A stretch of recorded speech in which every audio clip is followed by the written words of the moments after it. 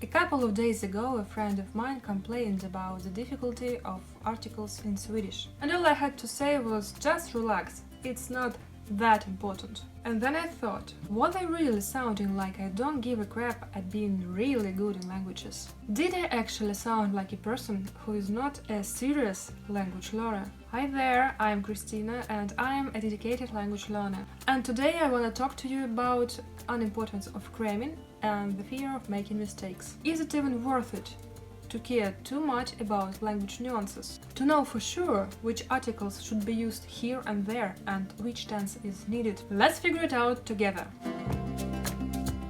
As I said, some days ago I stated that it's not that significant to know perfectly which article to use. Whether speaking about English, Spanish, Swedish, I don't know, doesn't matter. And frankly speaking, at some point I truly believe in such an approach. Because caring too much can become the first enemy of speaking your new, recently acquainted language. But of course, the other side of the coin cannot be either thrown away. Being correct using foreign languages for sure makes your speech smoother and yourself, in a long perspective, more confident and calm in attempts to communicate with native and high-level speakers. It helps a lot to be easily understood and can provide you with much more profound conversations with other people. So it would be bullshit to say that correctness is not important at all. But it would be also bullshit to say that caring too much is.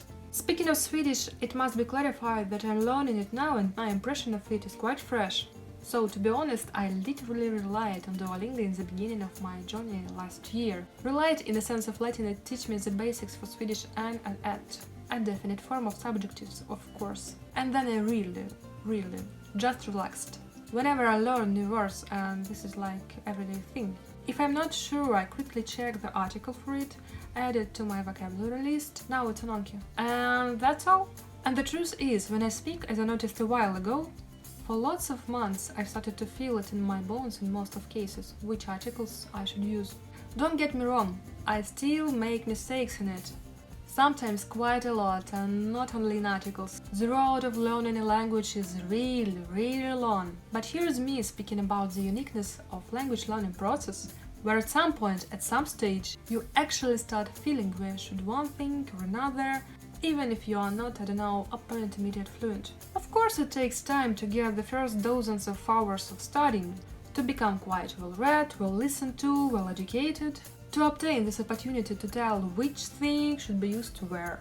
But it definitely doesn't demand you to reach C2 level to feel relaxed about it. The same goes whenever we speak about a whole bunch of tenses in English or preposition usage, for example.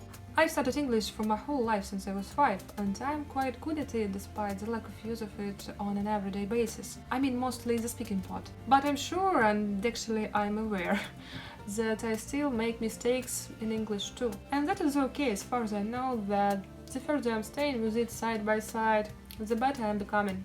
And being back to Swedish, that worked and still works for me too. I consider that what is really important is to let yourself dive into the language, or even better, let the language dive into you. And someday you'll notice that maybe you will not even need to ponder over what idiom, what tense or preposition to use. It just comes to mind, and all you have to do is just grab it, put it into your mouth, and then just vocalize it. So, being back to the topic, in my opinion, not being cared too much about mistakes not only helps you to overcome the fog of hesitation in your abilities, but it also helps to get used to your target language, so that you reach a stage where you make less and less mistakes just naturally, because you're becoming more and more acquainted with the language. And for sure, for me at least, this approach doesn't define you as an unambitious or unserious language learner.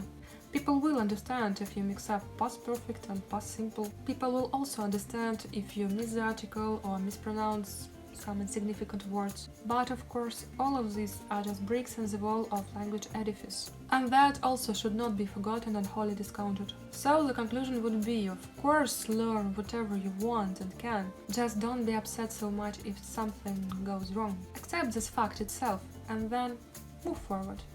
And maybe the next step of your language learning will be absorbing it in a natural way. And then maybe it's gonna surprise you in the bestest sense. If you like this video, please consider subscribing, clicking on the like button, on the bell to get notifications about my future updates, and I will really appreciate it if you leave any comment on the topic below. Thank you for watching this video. See you next time!